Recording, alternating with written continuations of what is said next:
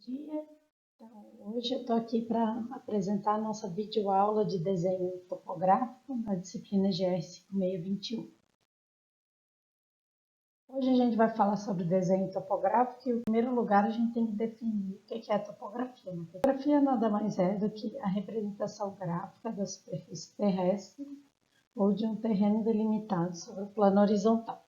Conforme a gente pode observar no significado em grego da palavra, topos significa lugar e grafo em descrição. Então, o que a gente vai fazer é nada mais, nada menos do que uma descrição do terreno que a gente está querendo utilizar para um projeto ou para representação.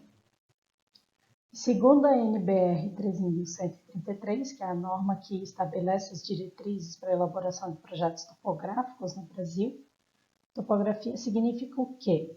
Um conjunto de métodos e processos que, através de medições de ângulos e distâncias, com o instrumental adequado à exatidão pretendida, implanta e materializa pontos de apoio no terreno, determinando suas coordenadas topográficas. Para se criar um desenho topográfico, então eu vou precisar representar o terreno reduzido em escala, uma folha de papel. Como o terreno ele é um objeto muito grande para representação, então eu vou ter que utilizar escalas de redução bem significativas. Por exemplo, para representar uma planta de locação, um desenho arquitetônico, ou seja, a planta que contém os elementos do terreno, contém a vista do terreno, eu vou ter que pelo menos representar esse terreno em escala de redução para 100 para casas de pequeníssimo porte, ou 1 para 200, 1 para 250, por aqui já seria uma planta de representação de um lote.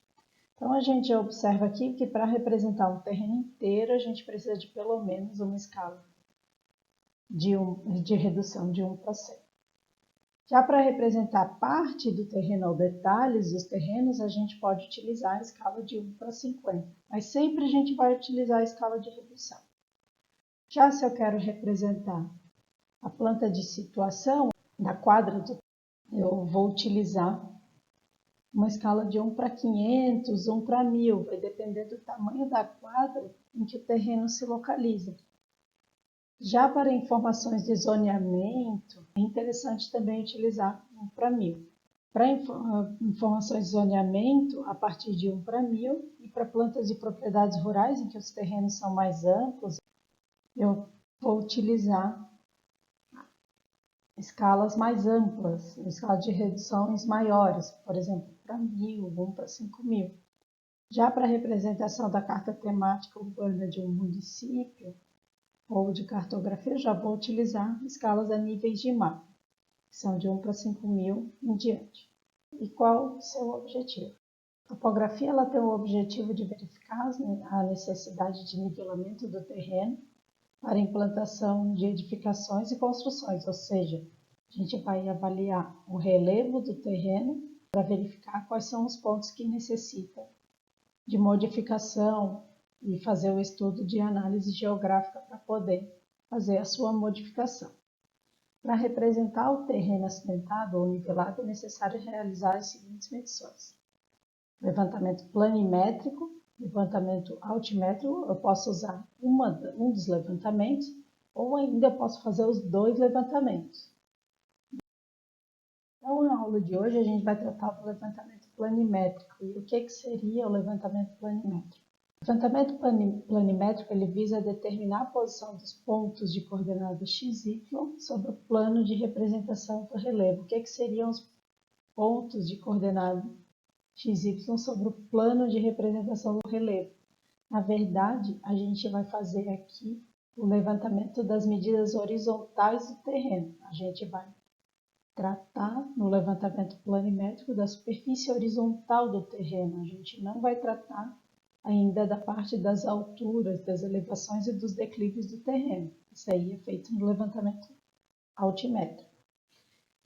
E quais são as medidas x, y que a gente vai coletar? De medidas horizontais, medidas x, y, as medidas que a gente caminha na horizontal para que o terreno ele sofra variações de 1 metro de altitude, variações em declives ou em elevações.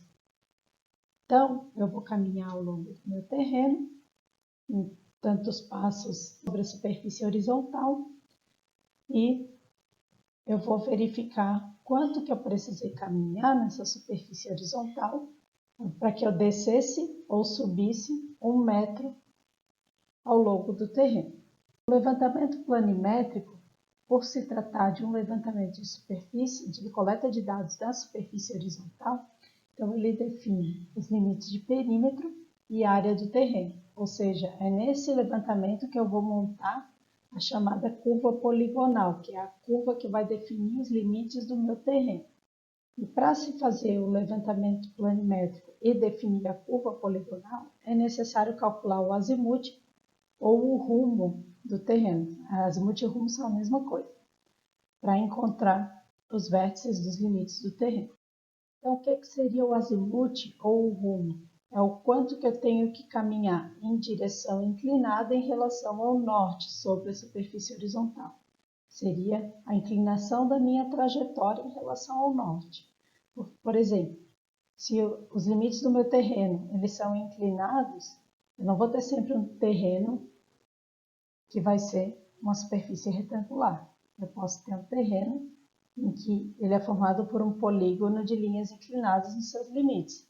Isso em função de algumas regras de zoneamento urbano, que às vezes para eu não colocar o meu terreno numa área de preservação permanente, por exemplo, eu tenho que fazer um desvio no seu limite para evitar entrar nessa área de preservação permanente. Portanto, às vezes eu vou inclinar as bordas do meu terreno e o meu terreno vai ficar com limites caracterizados por um polígono irregular com linhas inclinadas. Só para dar um exemplo para vocês. Explicado o que é o azimuth, então como que a gente vai calcular ele? Então o azimuth ele vai definir qual que é a inclinação do meu terreno em sentido horário em relação ao norte. Por exemplo, se eu tenho um azimuth de 30 graus, o que isso significa?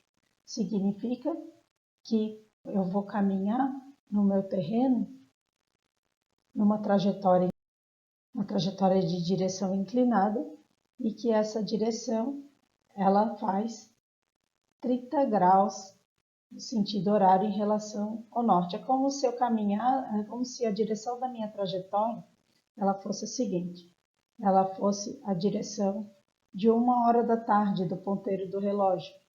Entenderam? Bom, e o rumo? O rumo, na verdade, é uma outra forma de escrever o azimuth. Em vez de escrever o azimuth num domínio de 0 a 360 graus, no sentido horário, eu vou escrever o azimuth com ângulos de 0 a 90 graus. Ou seja, o rumo ele é o azimuth com redução de quadrante. Só que a redução de quadrante do rumo para o azimuth ela não é feita da mesma forma que a redução de quadrante do ciclo trigonométrico. Por quê? Por conta da mudança de sentido em que ocorre nessas duas representações angulares. Então, no caso do azimuth, a referência do eixo do ciclo ao norte e o sentido de rotação do ciclo ele é no sentido horário.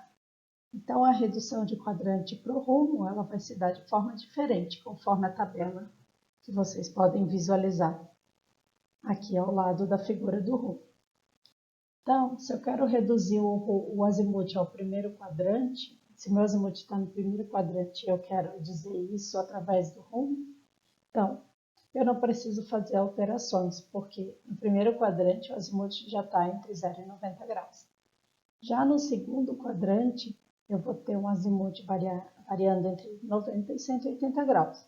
Nesse caso, eu aplico a redução de quadrante, diminuindo 180 graus da medida do azimuth.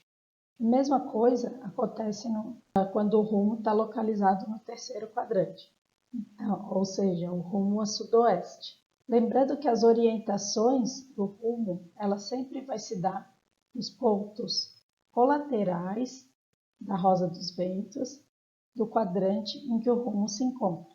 Por exemplo, se o rumo está no primeiro quadrante, então eu tenho um rumo de 45 graus a nordeste, por exemplo. Então, aqui eu tenho mais exemplos de cálculo do azimuth e sua conversão para rumo. E quanto às medidas de distâncias horizontais, como que a gente calcula as distâncias horizontais no levantamento topográfico? A gente pode calcular de várias formas e tem alguns equipamentos de medição que nos auxiliam a tirar essas medidas. Entre esses equipamentos estão teodolito com distanciômetro e também as estacas. Quando ainda não tinha os equipamentos eletrônicos, se utilizava as estacas com espaçamento fixo. Então, aqui eu tenho um exemplo de aplicação de medidas de distâncias com as estacas. Então, eu tenho estacas espaçadas em 20 metros e notem que as estacas vão sofrendo desníveis. Eu vou desnivelar as estacas, eu vou fazer as estacas descerem, vou fazer as estacas subirem, até fechar 1 metro. E as estacas elas têm um espaçamento fixo. Se o conjunto de estacas descer 1 metro ou subir 1 metro e não atingir esse espaçamento fixo, ou seja, ficar com uma sobrinha aqui, então eu vou calcular esse valor e eu vou somar nos valores das estacas horizontais de 20 metros. Portanto, o que isso significa? Significa que para eu variar 1 metro para baixo de altura no meu terreno, eu tive que caminhar na horizontal 88 metros e 35 centímetros. E aqui tem um exemplo do distanciômetro, em que é feita a medição através de reflexão. Então, como exercício, eu vou deixar para vocês a seguinte atividade. E para quem não tiver computador, pode fazer só com os instrumentos de desenho. Para quem tiver computador, eu gostaria que me enviassem um arquivo DWG no AutoCAD. Pode fazer só a versão em AutoCAD. Então, vocês vão ter que calcular os rumos e representar a poligonal no AutoCAD com os instrumentos com base nas informações escritas na tabela abaixo. Então, aqui eu tenho os dados. E também as medidas das distâncias da poligonal. Tá certo? Então, por hoje era isso. E na aula que vem a gente vai continuar a partir do levantamento altimétrico.